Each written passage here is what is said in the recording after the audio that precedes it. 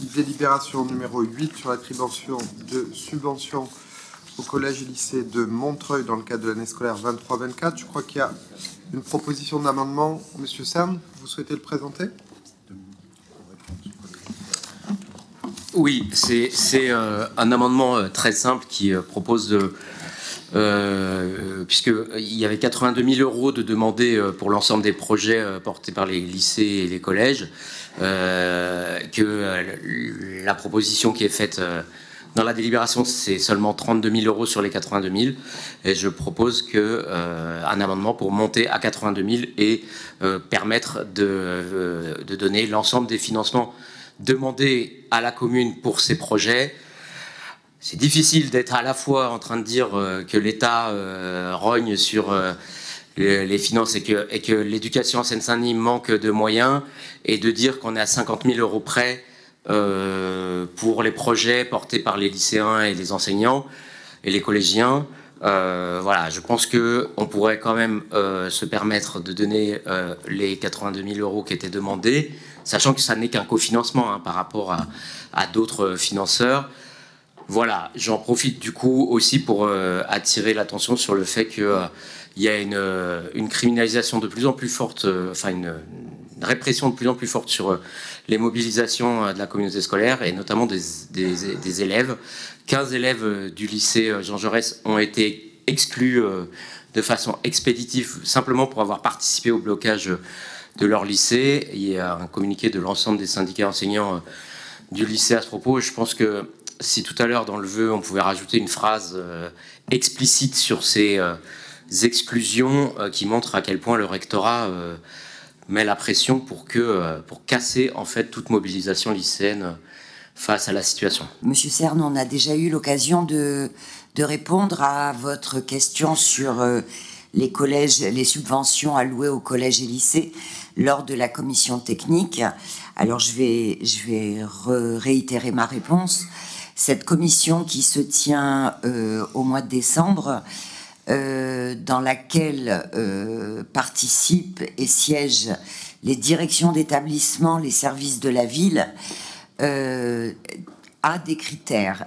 Un des critères principaux, c'est à chaque fois qu'un projet est présenté, c'est combien d'élèves cela concerne, premièrement.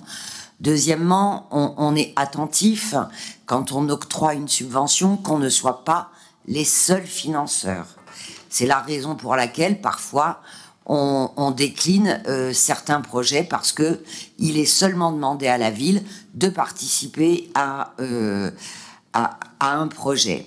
Et ensuite, on voit également que le reste à charge pour les familles ne soit pas trop élevé.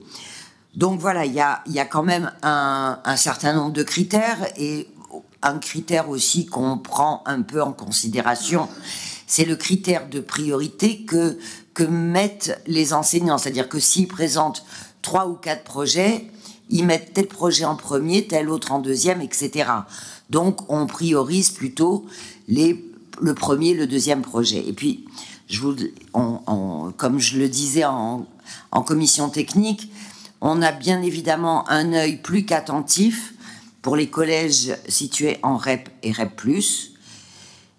Et puis, je souhaite aussi apporter la précision que la compétence collège et lycée est dédiée au département et à la région, et que la ville, quand elle octroie des subventions aux collèges et lycées, c'est un effort financier supplémentaire qui est porté par la ville, parce que nous considérons que l'éducation, y compris là où c'est pas notre compétence, nous mettons un point d'honneur à y être présent.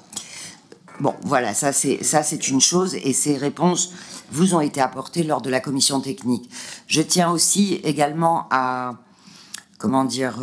je pense au nom de la majorité municipale, à être solidaire, bien évidemment, à tout ce mouvement qui se déploie en Seine-Saint-Denis pour exiger un plan d'urgence pour l'éducation. Et dans ce cadre-là, effectivement, il y a des jeunes qui s'éduquent à la citoyenneté au travers de grèves, d'explications, et qui ont, au lycée Jean Jaurès, été sanctionnés. Et je ne pense pas que c'est par la sanction qu'on éduque à la citoyenneté. Et donc, je ne pense pas que ce soit une bonne méthode. Voilà, je pense me faire le porte-parole aussi de mes collègues. Donc, l'exécutif appelle au rejet de l'amendement. Je le mets aux voix. Qui est pour? Pour l'amendement.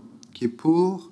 Qui s'abstient? Proposition rejetée. Je vous remercie. C'est normal de redire des choses qu'on a dit en commission technique permanente. Enfin, les gens, il n'y a pas la télé à la commission technique permanente, donc les gens pourraient pas comprendre de quoi on parle si on redisait pas un peu les mêmes choses. Et juste, bon, c'est compliqué parce que sans l'amendement, bah, du coup, voilà, en même temps, je n'ai pas voté contre les 32 000 euros qui sont attribués au projet, donc je m'abstiendrai sur cette délibération. Je mets la délibération 8 aux voix. Contre? Abstention? 2 abstentions adoptées. Je vous remercie. Je mets la délibération 9 sur l'aide aux vacances d'enfants